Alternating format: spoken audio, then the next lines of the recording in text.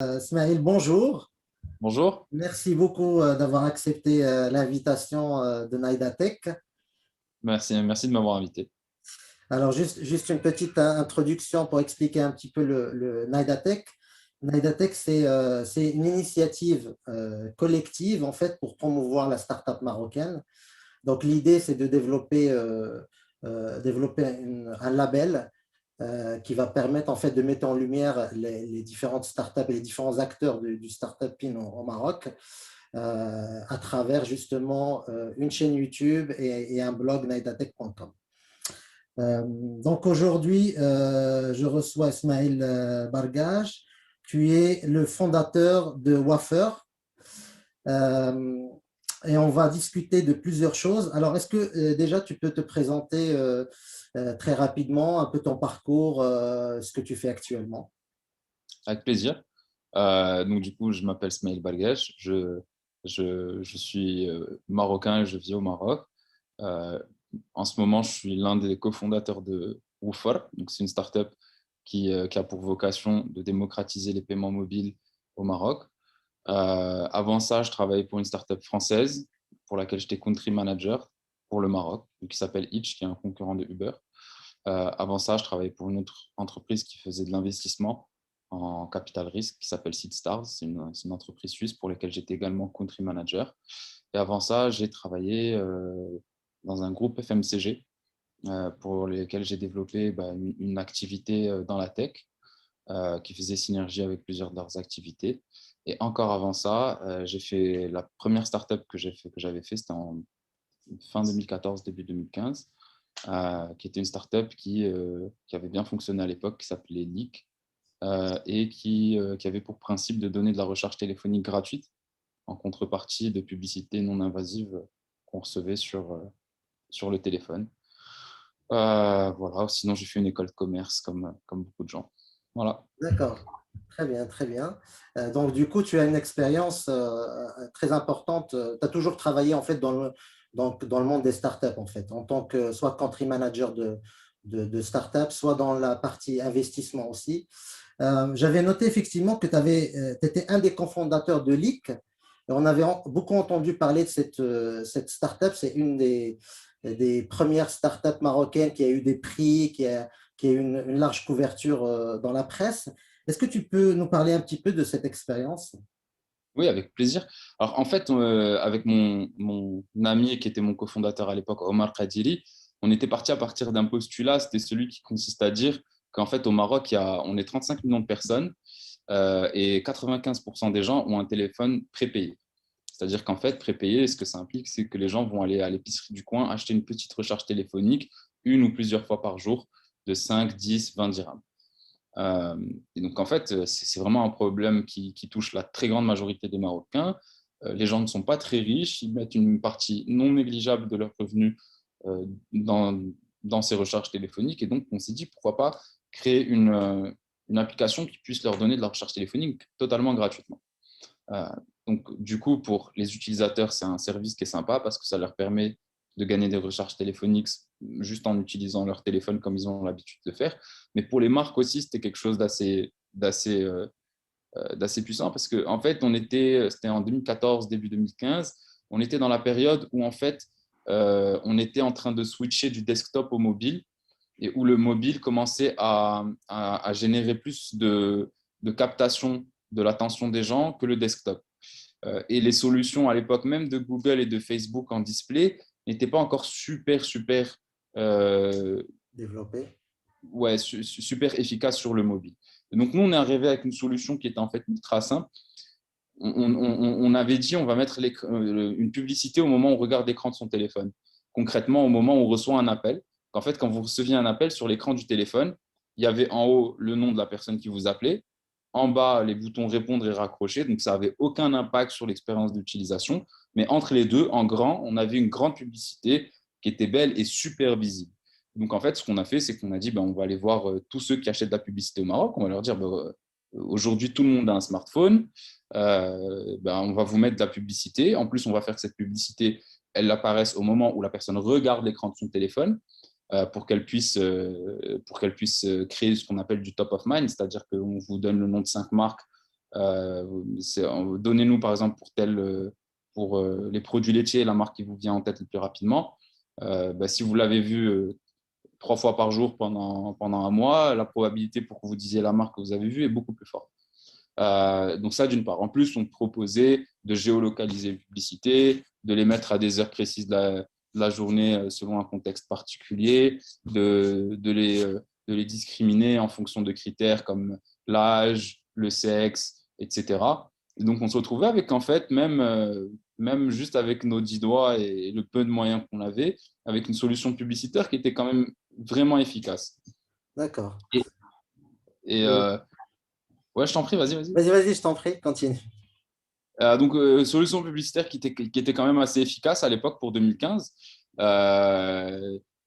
a fait plusieurs centaines de milliers d'installations de l'application assez rapidement, sachant qu'à l'époque, quelques centaines de milliers, c'était pas mal. On n'était pas encore à l'échelle du Maroc, je crois qu'on est à un peu plus de 20 millions de smartphones aujourd'hui. Ce n'était pas le cas à l'époque encore. Le marché n'était pas gros enfin gros toute proportion Aujourd'hui. à l'échelle du Maroc, gros comme aujourd'hui. Et en plus, du côté annonceur, c'était pareil. On avait réussi à avoir des très gros annonceurs, donc principalement des acteurs de la grande distribution en FMCG. Donc, on a pu signer Le Sieur, Procter Gamble, Unilever. Je ne me souviens plus de tous, mais il y en avait Mondelez, donc, qui était encore à l'époque Kraft Food, je crois. Il y en a eu énormément. Et dans les 2-3 premiers mois de la startup, on réussissait à closer pas loin de 2 millions de dirhams de bons de commande, donc 200 000 euros de bons de commande. Bon, sans que ce soit énorme à l'échelle d'une petite startup qui démarre au Maroc à l'époque où l'écosystème était complètement inexistant, Hmm. c'était pas mal. D'accord, très bien. Il y a une question qui me vient à l'esprit. Une startup comme Leak qui a vraiment réussi enfin, que vous aviez trouvé votre marché, vous aviez des clients qui étaient là en bon de commande, une couverture de presse, vous avez gagné des prix, il me semble. Ouais, Je ne sais pas si vous aviez fait une première levée de fonds seed. ouais. Vous avez fait une première levée de fonds. Pourquoi une startup qui a autant de succès au Maroc finalement, on n'a pas réussi à émerger d'une manière plus importante. Est-ce que j'imagine qu'à l'époque, il y a eu énormément de difficultés en termes de financement des startups. C'est vrai que l'écosystème de l'époque n'était pas très développé comme aujourd'hui. Oui, alors l'écosystème n'était pas très développé. En revanche, on avait eu beaucoup de propositions de personnes qui voulaient investir déjà à l'époque.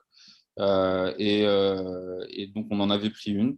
Et en fait, une fois qu'on avait pris l'investissement, ça s'était moins bien passé parce que on ne s'entendait pas très bien avec l'investisseur qui était rentré à l'époque. Et c'est la raison pour laquelle d'ailleurs l'entreprise s'est arrêtée. Et c'était un investisseur marocain ou étranger? Marocain. Marocain. D'accord.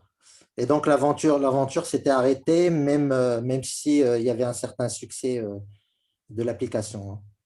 Ouais, absolument. On était dans un modèle où on était enfin condamné. Il était nécessaire de continuer à lever des fonds au fur et à mesure de la croissance, parce que comme dans toutes les marketplaces, il faut faire beaucoup d'utilisateurs pour être visible auprès des annonceurs. Plus on avait d'utilisateurs, plus ça devenait évident pour les annonceurs qu'il fallait acheter l'espace publicitaire chez nous. Et donc, pour avoir des utilisateurs qui rentrent, c'était de l'argent qu'il fallait dépenser de manière assez importante, Important. assez rapide. Donc, il fallait qu'on continue à lever de l'argent et si on ne s'entendait pas déjà entre nous, ça devenait compliqué de lever de l'argent. D'accord. En tout cas, c'était une belle expérience. Ouais, Euh, c'était une expérience géniale. Très bien, très bien. Et ensuite, moi, je voudrais que tu nous parles un petit peu parce que tu es passé de l'autre côté, justement, et tu as travaillé dans l'investissement, dans l'investissement seed, où tu as dirigé une structure qui finance des startups en phase de seed. Est-ce que peux nous parler de cette expérience, ce que ça a changé par rapport à ce que tu faisais en tant que start-upper, parce que j'imagine que c'est différent. Là, tu es passé de l'autre côté, tu recevais des offres, enfin, tu recevais des startups qui avaient besoin de financement. Est-ce que tu peux nous en parler un petit peu de cette expérience? Qu'est-ce qui a été marquant pour toi? Ouais, alors en fait, Seedstar, c'est une entreprise qui a un modèle, une doctrine d'investissement qui est un peu particulière. Ce n'est pas un fonds de capital risque au sens où on l'entend.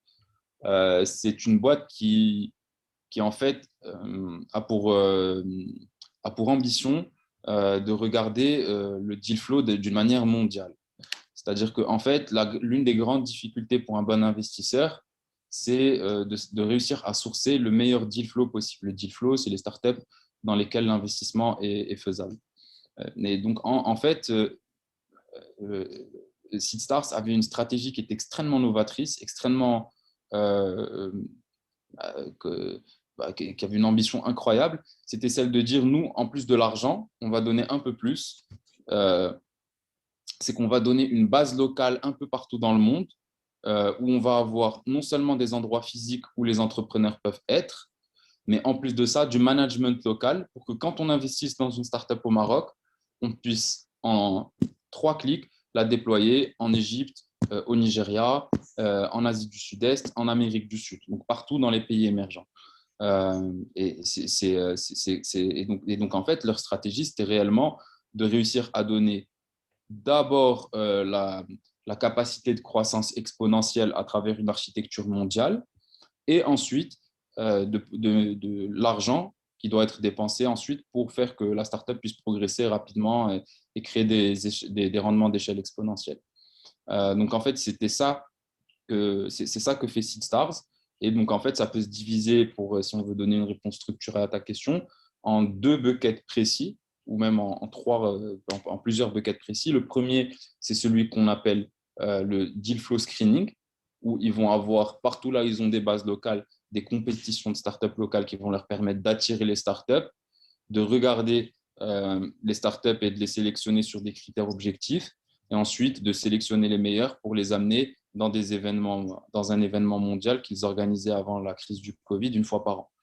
Et les meilleures startups de cet événement recevaient de l'investissement. Donc, en fait, c'était un énorme entonnoir qui commençait un peu partout dans tous les pays, qui finissait dans l'événement en Suisse, qui aboutissait sur de l'investissement.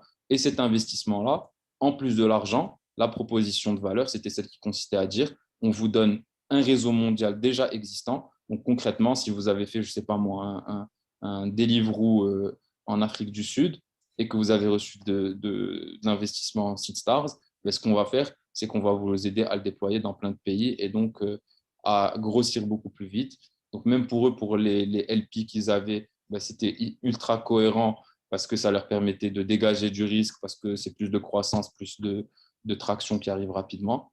Et donc, il y avait une convergence des intérêts, un alignement des intérêts qui était total pour l'investisseur, pour l'entrepreneur, pour le LP, donc l'investisseur de l'investisseur. Voilà. Donc, localement au Maroc, vous aviez la tâche de détecter les startups prometteuses qui étaient localement au Maroc, mais vous aviez aussi une double casquette, c'est-à-dire vous, vous étiez aussi en accompagnement de startups qui étaient créées ailleurs et dont le modèle va être déployé au Maroc ou en Afrique. C'est exactement ça. En fait, moi, quand j'y étais, on n'était pas encore arrivé à cet objectif-là, mais c'était clairement l'objectif. J'avais 2 objectifs précis comme country manager.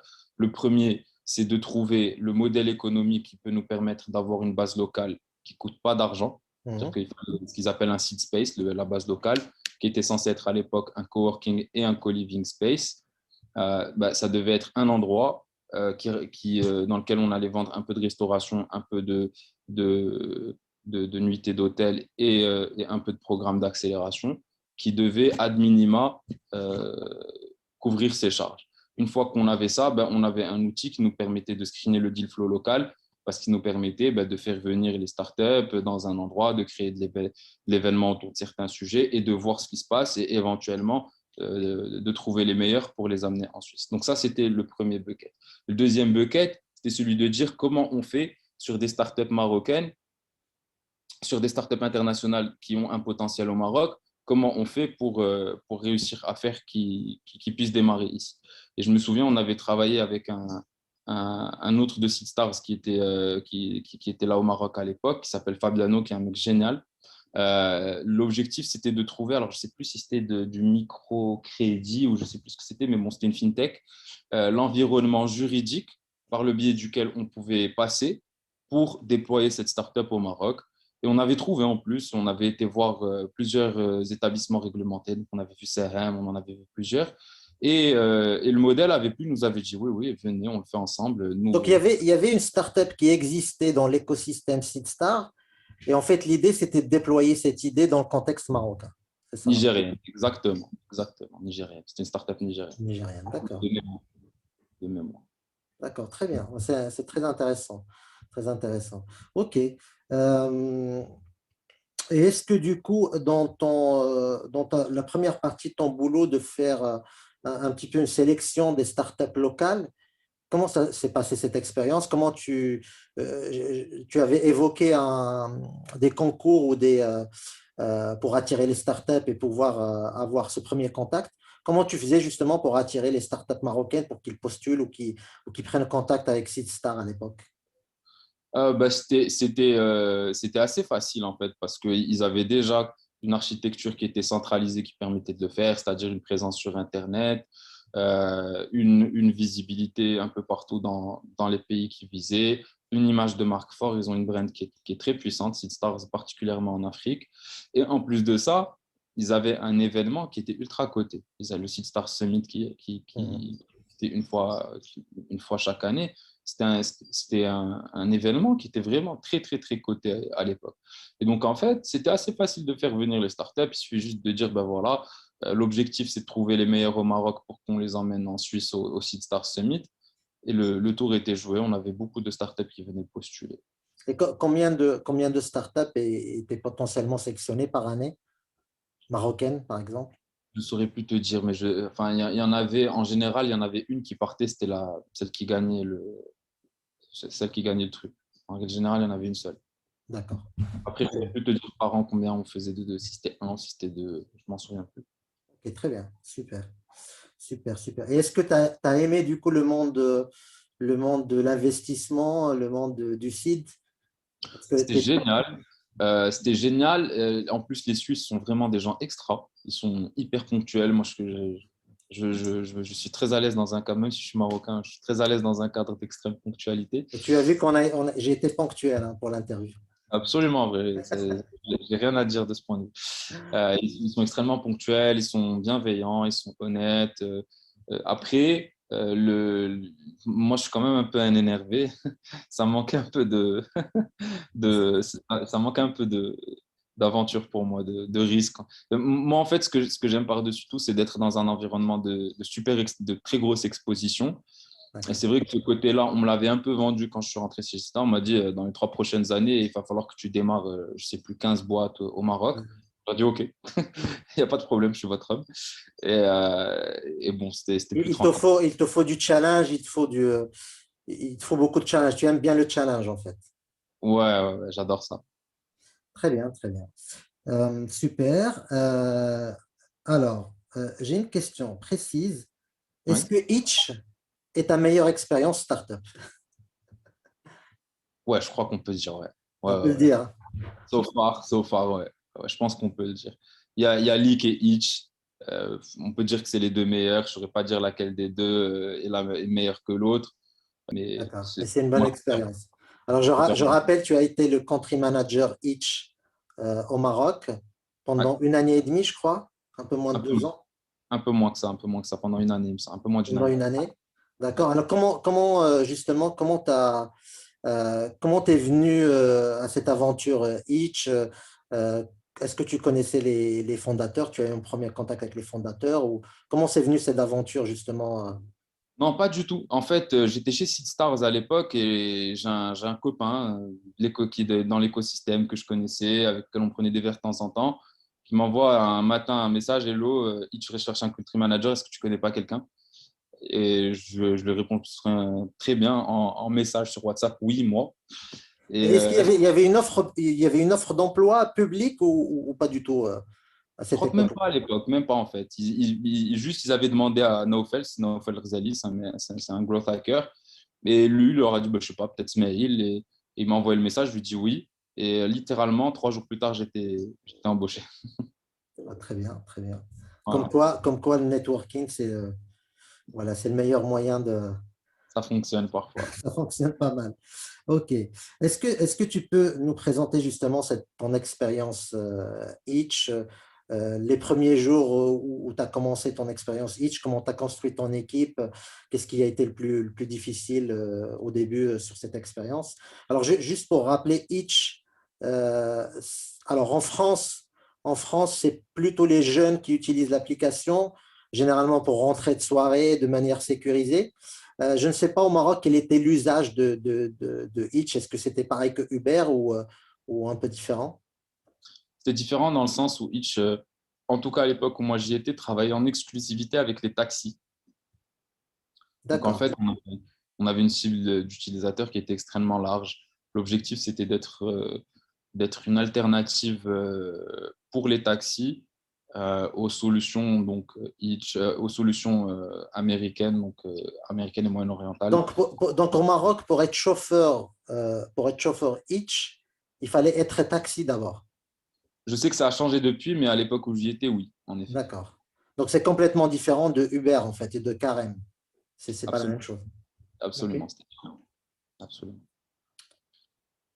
Et du coup, ouais, du coup, comment a démarré l'expérience, les premiers jours? Est-ce que tu te rappelles des premiers jours où tu as commencé ton... Ah oui, oui, oui, ça, je m'en souviens comme si c'était hier. En fait, bah, c'était assez particulier parce que à l'époque, j'avais eu deux offres d'emploi. J'avais eu Itch et j'en avais une autre que je ne vais pas citer où j'allais prendre. Dans la Euh, mobilité urbaine aussi? non, pas du tout. Pas du tout. C'était en e-commerce. Ok. Et en fait, on voulait me prendre comme head of growth, c'est-à-dire la personne qui allait s'occuper de concrètement investir l'argent pour que ça se convertisse en vente et faire en sorte que ces ventes soient rentables. Et donc, c'était vraiment deux voies qui étaient complètement opposées l'une de l'autre. Et le choix que j'ai fait, c'était celui qui me semblait m'amener vers une voie où j'allais être plus exposé que par ailleurs. C'est dans la droite lignée de ce que je te disais il y a une minute. La prise de Euh, Pardon, ouais, voilà, exactement, de prise de risque. Et donc, du coup, je me souviens très bien, et ils ont été très transparents à Itch.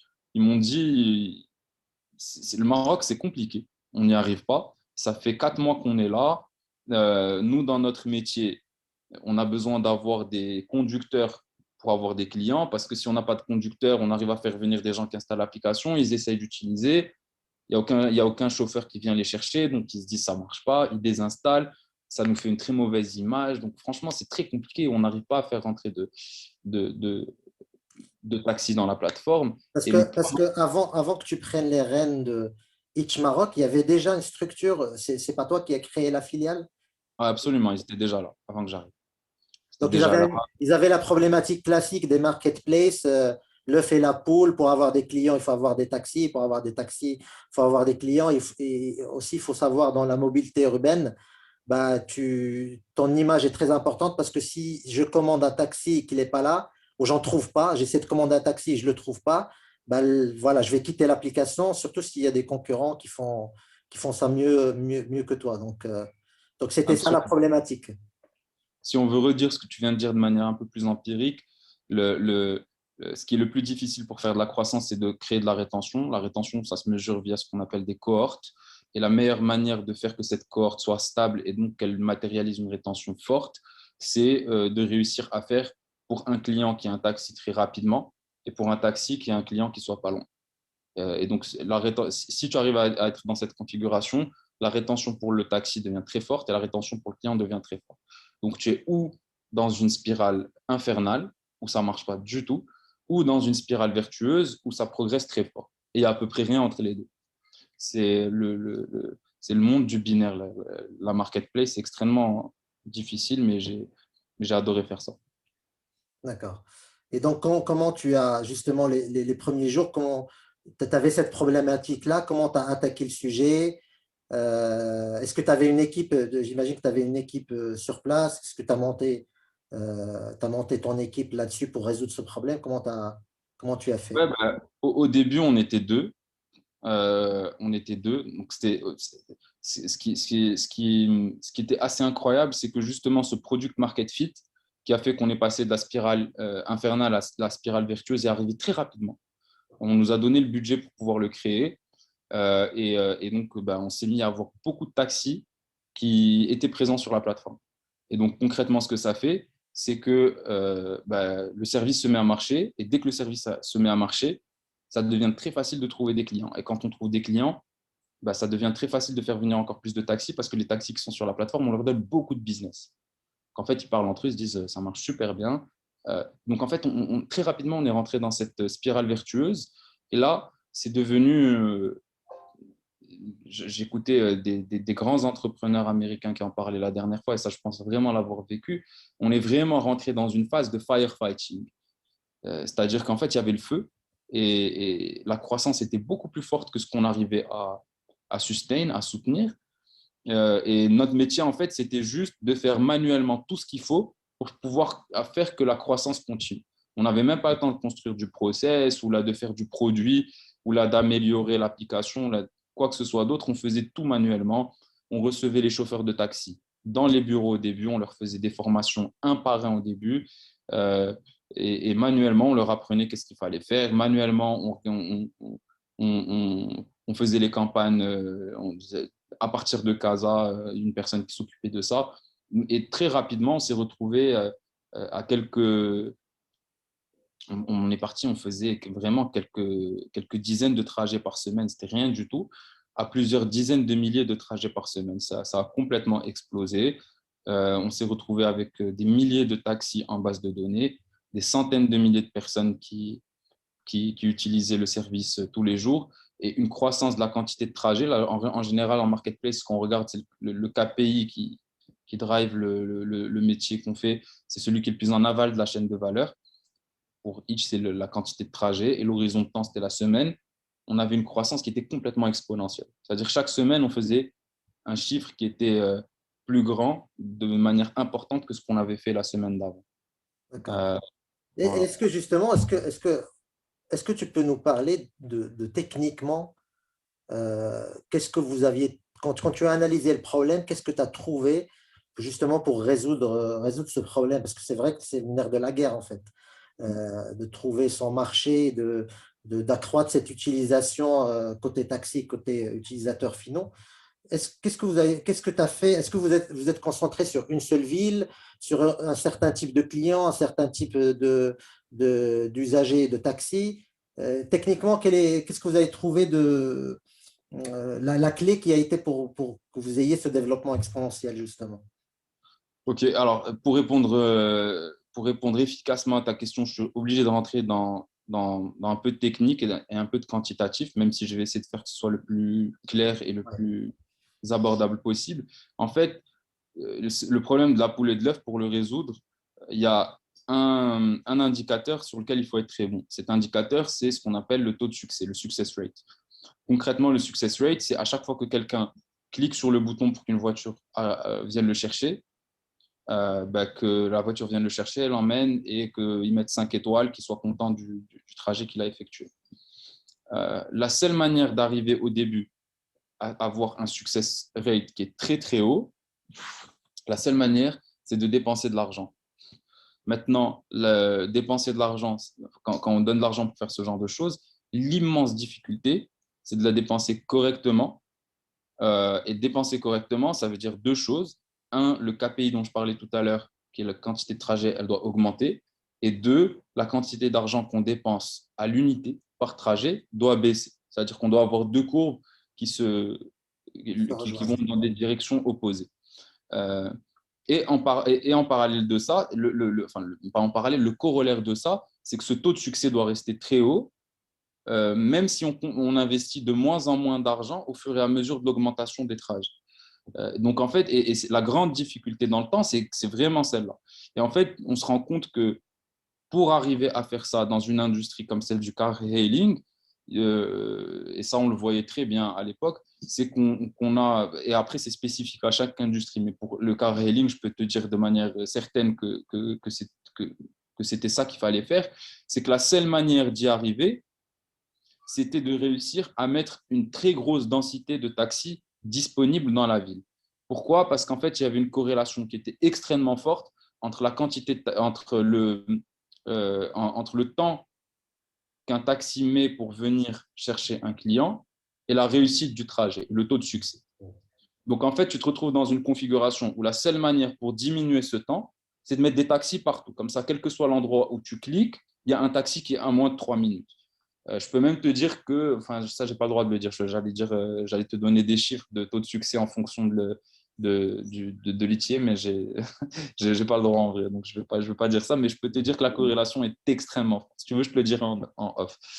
La corrélation est vraiment extrêmement forte. Donc, en fait, à partir du moment où tu établis cette corrélation, bah, ton métier, ça devient d'être celui de faire rentrer le plus de taxis possible et de faire que ce taxi Mais soit le plus concrètement, disponible. voilà, mais concrètement, justement, tu dépenses de l'argent pour justement accroître l'offre taxi pour que quand je suis un utilisateur de Hitch, je clique sur le bouton, j'ai une multitude de taxis qui sont disponibles pour me prendre en charge le transport.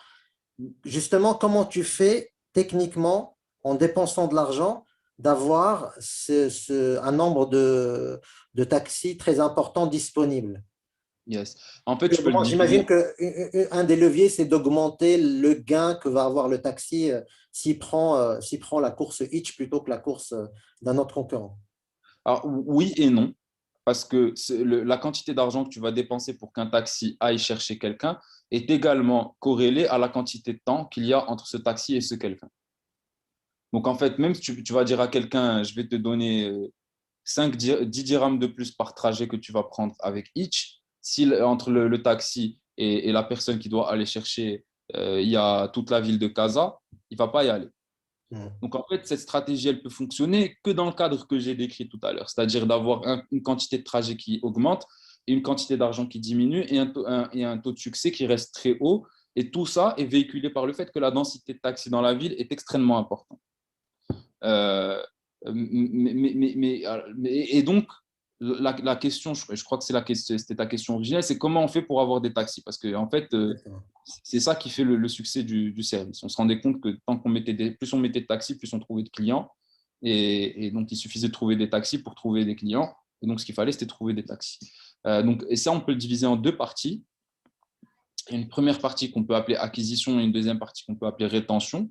La partie acquisition, en fait, ce qu'on avait fait, au début, on avait une liste de leads, c'est-à-dire que chaque fois qu'un taxi venait, on lui disait donne-nous le numéro de téléphone de tous les taxis que tu connais, on va les appeler en ton nom, et si jamais ils deviennent taxi pour each, on te paye Ok. pour chacun d'entre eux. Donc, c'est un programme de parrainage, de référol. Donc, ça, c'était la solution numéro 1, qui marchait plutôt bien. On faisait entre 50 et 80 taxis, 80 nouveaux taxis chaque semaine. Mais c'était capé, c'est-à-dire qu'il fallait qu'il y ait un commercial qui les appelle un par un, ce n'était pas scalable. Donc, au bout d'un moment, ce qu'on a fait, c'est qu'on a pris 20 taxis et on leur a dit, ben, on va vous donner la possibilité vous-même d'onboarder des taxis qui conduisent pas encore pour Hitch. Et par contre, vous avez une semaine pour le faire. Pendant cette semaine, vous avez un objectif qui est très élevé. Si vous faites l'objectif, vous pouvez rester la semaine d'après. Si vous êtes en dessous de l'objectif à moins de 20%, on vous donne une semaine de plus pour atteindre l'objectif. Et si vous êtes en dessous de ces 20%, ben vous resterez pas avec nous pendant une semaine supplémentaire. Donc, en fait, c'est une stratégie vraiment de commercial de terrain. Et ça fait qu'au bout de quelques semaines, on se met à avoir une équipe commerciale extrêmement efficiente. Et avec ce process-là, on faisait des centaines de taxis, de nouveaux taxis par semaine. Donc, du point de vue de l'acquisition, il fallait vraiment avoir une démarche commerciale de terrain pour faire venir beaucoup de taxis. Ensuite, il y a la partie rétention, c'est-à-dire qu'un taxi, une fois qu'on l'a converti, il faut qu'il continue à prendre des trajets au fur et à mesure du temps. Et donc, pour ça, on avait des politiques de bonus, c'est-à-dire qu'on disait au taxi, si tu fais plus de X trajets, ben nous, on va te donner Y dirham. Et si tu fais plus que Z trajets, ben on va te donner Z prime dirham, avec forcément une rémunération qui est exponentielle. C'est-à-dire, si tu fais 1, on te donne 1, si tu fais 2, on te donne 3, si tu fais 5, on te donne. J'arrive pas à le faire de tête. Tu as compris le. Oui, oui, non, on a compris le principe. Toute cette stratégie-là, est-ce elle est complètement développée en local au Maroc ou en concertation avec le siège en France ou comment ça se passe en fait pour élaborer? Parce que j'imagine que les concurrents ont les mêmes recettes à peu près, euh, que ça soit Carême ou Uber. Alors Ismaël, je pense qu'on t'a perdu. Ismaël, tu m'entends?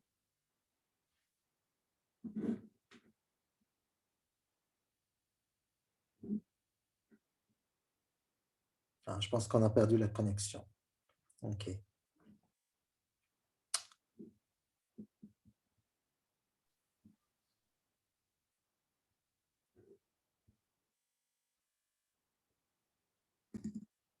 On a perdu la connexion. Euh, Ouais. on a perdu la connexion entre-temps. Alors, oui, la question, c'était, enfin, j'imagine que les concurrents ont à peu près les mêmes recettes. Justement, comment ces stratégies, tu les avais élaborées avec ton équipe? Est-ce qu'il y avait des concertations avec le siège en France? Comment ça se passait en fait euh, pour Non, non, bien avoir sûr. cette stratégie? Ouais. Ouais, non, c'est clairement pas, ça sort clairement pas de ma petite tête. C'était en concertation totale avec Paris. C'était même très souvent Teddy Pellerin, le CEO de la boîte, qui participait à ces discussions-là. C'était une discussion qu'on avait systématiquement semaine par semaine. Je m'en souviens, c'était le mercredi. Et en fait, le mercredi, le travail qu'on faisait, c'était d'analyser les chiffres qu'on avait le lundi et le mardi pour prendre une décision pour le lundi d'après. De qu'est-ce qu'on va faire pour faire que la marketplace continue de grossir la semaine d'après. Donc, c'était en totale concertation avec Paris et c'était chacun amenait sa pierre à l'édifice, moi de mon côté et d'autres personnes à part. Je pose la question parce que en France, l'usage est complètement différent. En France, Hitch ne travaille pas avec les taxis, en fait. Ouais. Mais malgré tout, c'était piloté par la France. J'imagine qu'il y avait d'autres pays aussi qui étaient peut-être dans le même modèle que celui du Maroc, en travaillant peut-être avec les taxis locaux ou pas, non? De mémoire, non, ils étaient en VTC partout dans le monde, à part au Maroc. Mais la stratégie de travailler avec des taxis, en fait, c'était qu'au Maroc, je ne sais pas si tu te souviens, mais à cette période, c'était fin 2017, début 2018, il y avait énormément de problèmes entre les Carim, les Uber et les chauffeurs de taxi. Et donc, en fait, c'était vraiment une approche qui avait pour objectif principal de contourner tout cet imbroglio et de pouvoir rentrer dans une véritable stratégie d'acquisition massive de supply. La supply ici étant le taxi. À la fin, ce qu'il faut, c'est une voiture qui vient te chercher, que ce soit un taxi ou pas un taxi. Il faut qu'une voiture vienne te chercher. Et ce qui fait le succès du service, c'est la quantité de temps que cette voiture met pour venir te chercher. Donc, en fait, il faut que toi, tu arrives à dépenser ton argent pour qu'il y ait un maximum de voitures qui viennent chercher un maximum de gens. D'accord. Euh, donc voilà. Pourquoi eux ne l'ont pas fait, je ne saurais pas te dire. Moi, je sais que le fait qu'on ait donné des bonus pendant un moment, ça a eu un impact énorme sur le fait que des taxis n'étaient pas contents que d'autres. Parce que même au début, même les hitch se faisaient braquer par d'autres taxis. Les taxis hitch se faisaient braquer par des taxis non hitch. Ouais. Euh, en- Non, mais c'est intéressant parce que justement, tu en parlais, il y avait d'énormes problèmes avec les taxis au Maroc, notamment Uber. Il y a eu des agressions, il y a eu des choses un peu compliquées. Euh, Justement, et Uber a quitté le Maroc. Et la question, c'est pourquoi justement ils n'ont pas appliqué ou ils n'ont pas adopté une stratégie justement où ils travaillaient plutôt avec les taxis plutôt que d'être en concurrence frontale avec les taxis locaux. Donc c'est très intéressant. Moi, je ne savais pas que Hitch justement avait adopté cette stratégie au Maroc. Justement, cette période où c'était un peu compliqué, justement, vous n'étiez pas en conflit du coup avec les taxis parce que vous travaillez avec eux.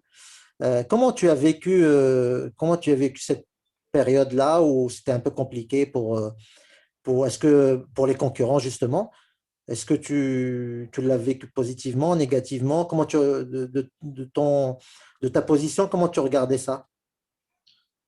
Honnêtement, moi, en général, quand on est en startup, enfin en startup en général, dans celle-ci en particulier, on ne regarde pas beaucoup la concurrence, surtout quand la concurrence, ils avaient beaucoup de mal à l'époque. Non, je ne sais pas si ça a changé depuis, j'espère que ça a changé depuis, mais ils avaient énormément de mal. Clairement, le seul qui arrivait à avoir des véritables chiffres en payant ou sans payer, parce que même Karim a payé à un moment donné, en payant les trajets, ceux qui arrivaient réellement à sortir des chiffres, c'était réellement Hitch. Donc du coup, j'avais aucune posture. Franchement, ça occupait pas beaucoup de la bande passante de mon cerveau à l'époque. J'étais focusé sur ce que je devais faire, je le faisais, on avait des résultats qui étaient bons. Voilà. D'accord, très bien. Très bien, super. En tout cas, ça a l'air d'être une super expérience. Comment, du coup, ça s'est fini, l'aventure Itch? Ça s'est super bien fini. On est resté super potes avec le cofondateur et certaines personnes qui travaillent là-bas. Ça a été une page extraordinaire de mon histoire, enfin de ce que j'ai entrepris. J'estime que j'étais plus proche de l'entrepreneuriat que du salariat à cette époque-là. Et donc, j'en garde un souvenir extraordinaire. Très bien, super, super. Du coup, on vient à Wafar. Tout à l'heure, j'ai dit Wafer, mais en fait, c'est le nom anglais de ta boîte. Ouais, Donc, le nom marocain, c'est Wafar. Est-ce que ouais. tu peux nous parler justement, donc c'est ta dernière startup. Est-ce que tu peux nous en parler un petit peu? Qu'est-ce que vous faites exactement? L'équipe, quelles sont vos perspectives d'avenir, vos développements? Et est-ce que vous visez, est-ce que c'est une application maroco-marocaine ou vous visez un petit peu l'international? Vous pouvez nous en parler un petit peu? Yes, avec plaisir. Bah, en fait, l'idée de Ofor, elle a démarré en 2015 quand je faisais Leak. Parce que, parce qu'en fait, à l'époque, notre plus gros client, c'était un acteur de la grande distribution. Et je me souviens très bien, j'étais dans le bureau du patron d'une très, très grosse entreprise marocaine. Enfin, aujourd'hui, c'est une filiale d'une entreprise française. Et cette personne, elle m'a dit quelque chose que je n'oublierai jamais. Il m'a dit, Smaïl, ton application, elle est très bien. Il n'y avait pas que moi, il y avait moi et Romain. Il nous a dit, les jeunes, votre application, elle est très bien, elle me fait de la publicité, c'est de la publicité de bonne qualité, etc. Mais j'ai un autre problème. L'autre problème, c'est qu'aujourd'hui, 85% de mes ventes se font chez l'épicier. Et cet épicier, j'ai énormément de mal à faire qu'il soit prescripteur de ma marque plutôt que de la marque de mon concurrent. Donc moi, ce que je voudrais, c'est que vous me fassiez une application que quand mon vendeur il est chez mon épicier, en fonction du chiffre d'affaires que je fais avec cet épicier, l'application, elle lui donne de la recharge téléphonique, pas avec de la pub. Donc en fonction de ce que l'épicier m'achète. Lui a dit, mais Chérif, tu n'as pas besoin de nous pour faire ça. Tu peux lui donner il t'achète, on va dire que c'était des bouteilles d'eau, c'était pas des bouteilles d'eau, juste pour pas trahir de secret, mais imagine, il t'achète 10 bouteilles d'eau, tu lui donnes la 11e gratuite et tu règles ton problème. Pourquoi tu veux un truc? Il me dit ça, je le fais déjà, et ça marche mal, parce que 3 fois sur 4, cette bouteille gratuite, elle est détournée. Elle est volée par quelque part dans ma chaîne de distribution, elle est recommercialisée sans que je le sache, et donc l'effort de marge arrière que je fais pour pousser mon produit, il est dilué dans ma chaîne de distribution, et c'est le propre de l'informatique. Si vous me faites de la recharge téléphonique, ça devient traçable. Je sais qui a reçu la recharge téléphonique. Donc c'était un projet extraordinaire qu'on n'a pas fait malheureusement parce que la boîte s'est arrêtée après, mais c'est resté dans mon esprit. Et en fait, en 2018, quand je travaillais pour Itch d'ailleurs, il y avait une des semaines, on avait testé un modèle de fidélité où on disait on était devenu très fort sur l'acquisition des utilisateurs et on n'arrivait plus à faire baisser notre coût d'acquisition à un moment donné. On était vraiment descendu bas et on était devenu aussi très fort pour acquérir du taxi. Donc, on s'était retrouvé un peu dans une config où on avait trop de taxis par rapport à pas assez de clients. On était over-demand, ce qui était un luxe extraordinaire d'être over-demand. Un bon problème. Voilà, c'est un bon problème, on peut dire ça comme ça. Et donc, en fait, on s'était dit, on va tester quelque chose, on va essayer de faire que les gens prennent plus de trajets. Donc, on va leur mettre un petit programme de fidélité qui est complètement bootstrappé. On va dire, si vous faites plus de X courses, on vous donne une recharge téléphonique. On a essayé, ça a super bien marché. La cohorte, elle a pris 10 points. Je me rappelle très bien, elle était passée, je n'ai pas le droit de dire, mais elle avait pris 10 points. Déjà, ça, normalement, je ne devrais pas le dire. Et donc, à l'époque, pour donner les recharges téléphoniques, pour ne pas les donner manuellement, j'avais été voir à l'époque Kamel Ergad, donc le fondateur de MiZPay, et je lui dis, est-ce que, s'il te plaît, toi, tu es connecté à une gateway de recharge téléphonique. Moi, j'ai des clients, je dois leur donner une recharge téléphonique. Est-ce que je ne peux pas juste leur dire qu'ils installent ton app et je te donne la liste sur Excel de tous les numéros de téléphone pour lesquels tu dois leur donner, par exemple, 50 dirhams de crédit pour qu'ils puissent acheter 50 dirhams de recharge téléphonique? Il m'a dit oui, pas de problème. Mais en plus de ça, viens, on travaille ensemble. Comme ça, tu me fais rentrer mon wallet chez tes taxis. Je dis, mais qu'est-ce que tu parles? Il n'y a pas de wallet dans MiZPay. Il me dit oui, il n'y en a pas, mais il va y en avoir un à très court terme. Je dis oui, mais c'est hyper chiant. Les taxis doivent aller faire des KYC, ils doivent créer un compte en banque. C'est hyper lourd. Il y a la Banque Populaire qui est en train de nous obliger à le faire en ce moment. C'est vraiment pas. Il me dit non, non, non, non. Avec ce qu'on est en train de faire, ton taxi, il va installer l'app et son compte, il sera créé sans KYC. Je me non, que tu racontes n'importe quoi, c'est pas possible. Il me dit, ben, renseigne-toi, il y a un nouveau truc qui est sorti. C'est la Banque du Maroc qui vient de le sortir, ça s'appelle les établissements de paiement. Ah ouais, c'est quoi? Les établissements de paiement, tu installes une app, tu as un wallet qui ouvre. D'accord. Et je lui dis, et tu as une API pour ça. Il me dit, ouais, c'est le CIH qui me donne une API. J'ai une API, je vais avoir le wallet dans mon, dans mon Remise Pay. Et là, en un millième de seconde, ça reconnecte avec 2015. Je me dis, attends, les gars, ils sont capables de donner du budget pour incentiver l'épicier. Donc, si je fais passer ce budget sur un wallet, je peux le transformer en cashback. C'est exactement ça que fait Waffer. C'est une app qui permet à un utilisateur d'avoir un cashback s'il achète chez l'épicier, qui permet à l'épicier d'obtenir un cashback s'il vend via l'application et qui permet au FMCG d'avoir un programme de fidélité qui est réellement efficace, traçable et surtout rentable. C'est-à-dire qu'on leur demande de nous donner des réductions sur leur prix trade et nous, on convertit ces réductions en part de marché et donc volume de vente supplémentaire pour que ça fasse de la rentabilité sur ce qui nous donne. Donc, c'est un système qui est censé aligner les intérêts de tout le monde, monsieur tout le monde, parce que tu feras un cashback immédiat chez Moul Hanout quand tu achètes. Moul Hanout, donc le canal de distribution par excellence. Cette promotion, ça sera de la recharge téléphonique, comme à l'époque de Leak, c'est-à-dire c'est la même chose que Leak, ce sera une barre. Quand tu achètes cette barre, elle se remplit. Quand elle est pleine, tu gagnes une recharge téléphonique. Donc le cashback c'est sous forme de recharge téléphonique. C'est pas, Ouais, dans le wallet, c'est pas une somme d'argent. C'est vraiment de la recharge. absolument. C'est un choix délibéré. On a OK. fait plein de tests et ce qui remonte, c'est que les gens préfèrent, pour une raison que je comprends mal, le Marocain a une relation complètement irrationnelle à la recharge Avec la téléphonique. recharge téléphonique. Ouais, c'est complètement. Très bien. Donc, votre cœur de cible, c'est les épiciers, l'épicier du coin, en fait. Votre plus gros marché, c'est ça. On voit qu'il y a beaucoup de startups qui se lancent dans ce domaine-là au Maroc, justement. Comment tu vois la concurrence sur ce créneau-là? Et vous en êtes où en termes d'onboarding des épiciers, en termes de marché? Est-ce que tu peux nous donner des chiffres Alors, il y a plusieurs questions dans ta question. Ouais. La première question qui me paraît ultra pertinente, c'est pourquoi il y a plein de boîtes qui se font. Euh, Déjà, moi, en préambule, ce que je voudrais dire, c'est que c'est une super chose qu'il y ait plusieurs boîtes qui se fassent dans ce secteur. Pourquoi? Parce qu'on a tendance à dire une chose qui est vraie et en même temps pas vraie pour le Maroc, c'est qu'on est un petit marché. Et ça, c'est vrai.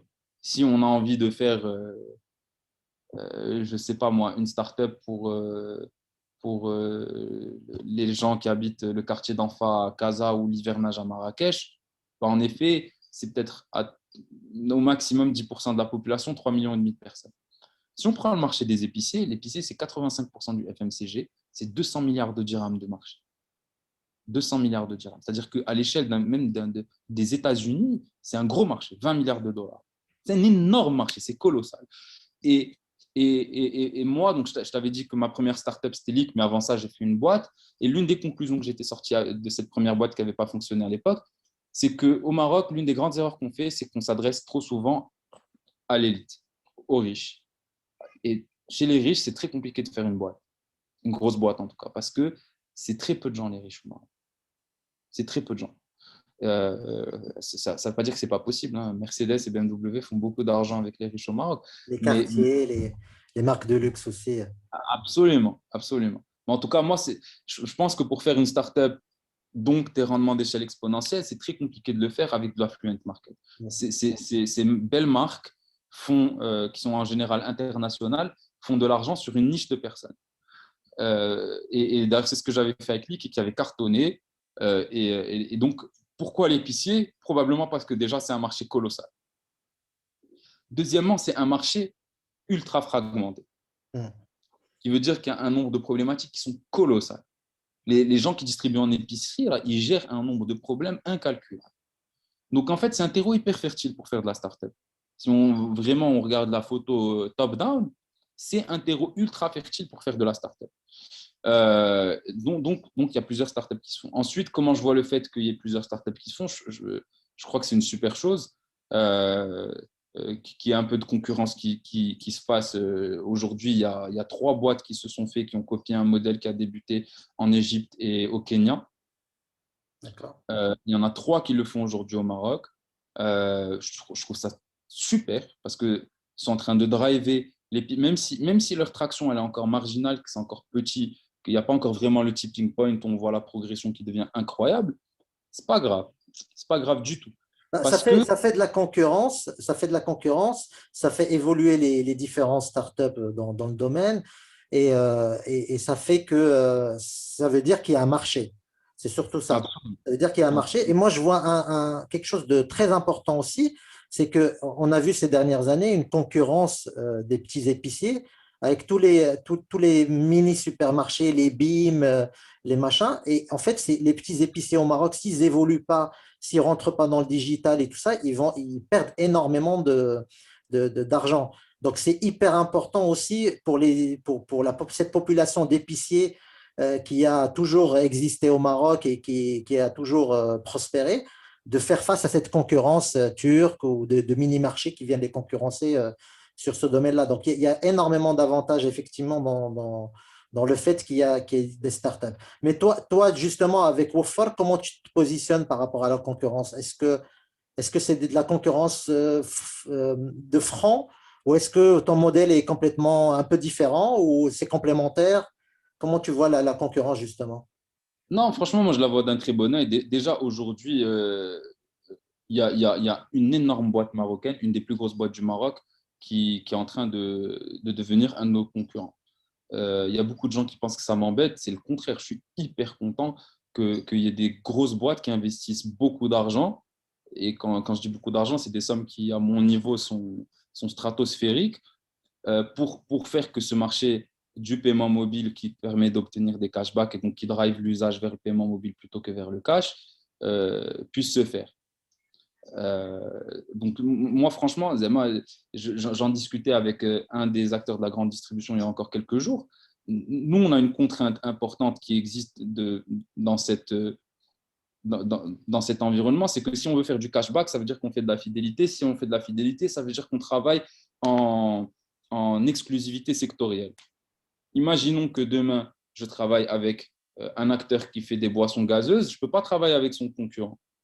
Oui, Donc, mais la réciproque est vraie aussi. Si on a un géant marocain qui se met à travailler sur un programme de fidélité avec un acteur de la grande distribution, il ne peut pas travailler avec son concurrent.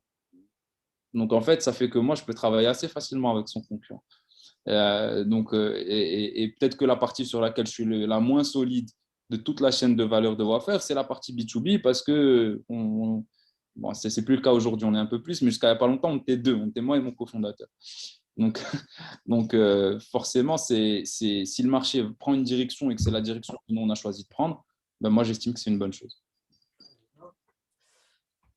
j'allume juste la lumière parce que ça commence à devenir sombre. Ouais, t'inquiète, il n'y a pas de problème. Donc voilà, donc effectivement, le marché, en plus, le marché est en pleine évolution, donc il y a encore de la place pour beaucoup d'acteurs. Et le fait qu'il y ait beaucoup d'acteurs, ça aussi, ça évangélise un petit peu le marché, en fait, ça permet cette éducation du marché aussi. Donc c'est très intéressant. Est-ce que, Franchement, c'est un marché de 200 milliards, comme ce que je te disais à 5 minutes. voilà, On peut se le diviser à beaucoup, hein. Y a pas, on pourra très bien vivre à beaucoup. exactement. Et voilà. Exactement. Et ce que j'ai dit tout à l'heure, c'est que les épiciers au Maroc, ils doivent évoluer parce qu'ils font face vraiment à la concurrence des mini-supermarchés en termes de prix, en termes d'accessibilité et tout. Donc, il faut qu'ils évoluent pour garder un petit peu leur place et leur marché. Euh, Smaïl, est-ce que tu as quels conseils tu donnerais pour des entrepreneurs qui veulent se lancer et créer leur start-up au Maroc? Alors, juste, je rappelle que moi, j'ai découvert tes vidéos sur la plateforme Schools Maroc, je crois, la startupschool.com. Ouais, D'ailleurs, c'est là. j'invite tout le monde à y aller parce qu'il y a 2 workshops de Smaïl qui sont vraiment très intéressants, qui sont techniques sur la marketplace, qui sont vraiment très intéressants à voir. Il y a la Startup School, donc les gens peuvent y aller. Mais toi, quel conseil tu donnerais à quelqu'un qui veut lancer sa startup au Maroc? Euh, je- je- ouais, ce que je pense sincèrement sur cette question, c'est qu'avant de lancer sa startup, il faut savoir ce qu'on veut dans la vie. Moi, il y a une référence, il y a un bouquin auquel je fais toujours référence quand il s'agit de cette question. En plus, c'est un bouquin qu'on a lu quand on était petit, c'est l'Iliade d'Homère. Dans l'Iliade d'Homère, il y a un moment donné, Achille qui va voir sa mère, qui est la reine des nymphes, et il lui demande, est-ce que oui ou non, je dois aller à la guerre? Et elle lui dit, si tu ne vas pas à la guerre, tu vas vivre heureux. Tu vas avoir des enfants, des petits-enfants, ils vont t'aimer. Si tu vas à la guerre, tu vas mourir dans d'atroces souffrances. Mais dans plusieurs milliers d'années, Ismaël, quand il se fera le call avec Badr, il sera toujours en train de parler de toi. Et en fait, les entrepreneurs ont, ont cette particularité de savoir clairement. En fait, c'est une métaphore. C'est une métaphore entre le bonheur et la gloire. Il y a des gens qui, pour trouver le bonheur, ont besoin de s'inscrire dans un, enfin, dans de la stabilité, dans un cadre ils ne veulent pas sortir de leur zone de confort. Ils ont besoin d'être dans leur zone de confort. Il y en a d'autres qui ont besoin de sortir, d'être très loin de leur zone de confort pour pouvoir exister. Je pense que les entrepreneurs font partie de cela.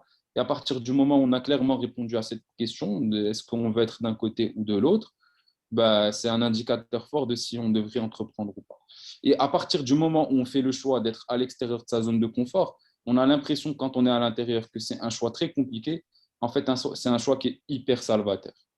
Parce que parce qu'il n'y a rien au monde, c'est le truc le plus bateau au monde, c'est le truc le plus banal que tout le monde dit, que les Américains disent tout le temps, mais c'est vrai à un point inimaginable, c'est qu'il n'y a rien de plus incroyable que l'échec, parce que systématiquement, ce qui vient après l'échec, c'est quelque chose qui nous permet... On se rend compte que c'est l'échec qui nous permet de grandir. C'est le fait Exactement. d'avoir... Exactement. De toute façon, chaque expérience t'amène à ton expérience actuelle. Tu en as parlé tout à l'heure. L'idée de Wofar, elle a germé déjà à l'époque où tu étais dans la Startup League que tu avais cofondée. Donc, effectivement, les échecs, c'est qu'une étape après l'autre pour le succès, en fait, finalement. Et un truc très important que tu as dit, que tu as dit au début, c'est alors, on crée une startup parce on a besoin de ça, en fait. L'entrepreneur, il a besoin de cette prise de risque, d'entreprendre, en fait. Donc, effectivement, tu disais, il faut savoir ce qu'on veut dans la vie. Moi, je pense aussi, pareil que toi, c'est que quand on crée une startup, c'est une envie. On ne peut pas s'en empêcher, en fait. C'est pour ça qu'on voit beaucoup d'entrepreneurs qui réussissent, enfin, qui ont un échec, mais qui rebondissent à chaque fois et qui créent la deuxième, la troisième, la quatrième boîte, même après les échecs. Donc, c'est vraiment une envie irrésistible, en fait, la création d'entreprise. Donc, voilà, si vous avez cette envie, bah, lancez-vous et voilà, il y a plein de choses à apprendre. Moi, je voulais te demander, par rapport à la scène startup marocaine, ça sera ma dernière question. Comment tu vois la scène startup marocaine? Moi, de mon côté, ce que je vois, c'est qu'il y a beaucoup d'initiatives qui sont créées. Il y a on en parle de plus en plus. Comment toi, tu as une expérience de plus à peu près 10 ans dans le startup marocaine. Est-ce que tu vois qu'il y a une évolution ces quelques dernières années dans la scène startup marocaine? Et sinon, quelles sont les problématiques que tu vois qui sont toujours là et qu'il faut peut-être adresser de manière générale? Encore, encore une fois, il y a plusieurs questions dans ta question. Il y a d'abord la direction et ensuite le diag que je fais de la situation actuelle. Alors, définitivement, c'est vrai, il y a une conclusion claire et nette qu'on peut tirer, c'est que la tendance est dans la bonne direction. Le problème, c'est que cette fonction, elle est trop linéaire et avec une pente qui est trop faible. On ne trouve pas encore au Maroc le moment où cette croissance fait tipping point et commence à croître beaucoup plus rapidement. Et c'est ce qui me désole le plus. Et donc, ça me fait arriver à la deuxième partie de ta question. Ça fait une très belle transition pour la deuxième partie de ta question. Pourquoi on en est là? Moi, ce que je pense, tu as beaucoup de gens qui te disent, c'est parce qu'on n'a pas de financement. Moi, ce que je pense, c'est que un écosystème startup, c'est une marketplace. Avec comme supply l'argent qui est disponible en capital risque et en demand le deal flow. le problème qu'aujourd'hui te donnera n'importe quel fonds de capital risque ou n'importe quel investisseur, c'est au Maroc, je manque de deal flow. J'ai pas au Maroc, aujourd'hui, j'ai la bande passante pour traiter 30 bons dossiers. Je trouve pas 30 bons dossiers par an. Et si j'avais 30 bons dossiers cette année, je pourrais faire venir au Maroc 15 fois plus d'argent l'année prochaine. Donc en fait, et paradoxalement, tout le monde s'accorde à dire, et moi le premier, qu'on ne manque pas de talent au Maroc. C'est On clair. a peut-être l'élite la mieux formée d'Afrique. Ça, c'est une certitude.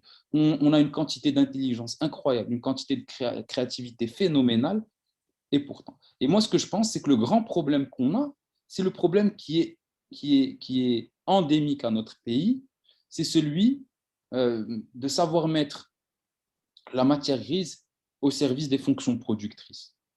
Aujourd'hui, la première des fonctions productrices, c'est évidemment l'éducation. Celle-là, on n'en revient pas. On pourrait faire un call de 2 heures où on en discuterait.